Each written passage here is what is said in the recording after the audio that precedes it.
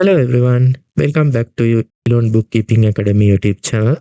In this video, I will show you how to change your financial year end in Xero so your reports reflect the correct date range for your business.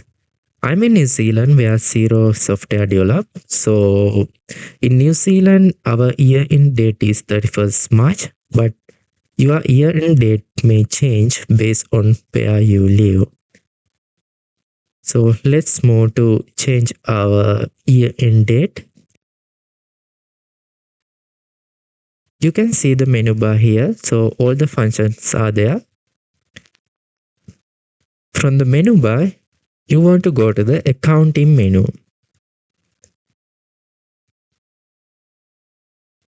Once you click accounting menu, click accounting settings. Then select financial settings. On the top of your screen, you can see change here at very first.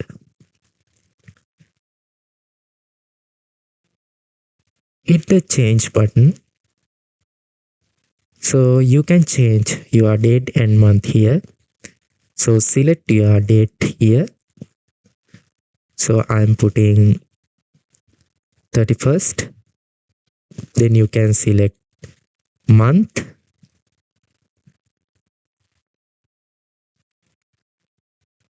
Once you completed this, you can hit the save button. Now you can see the date has been changed as you entered. Thanks for watching.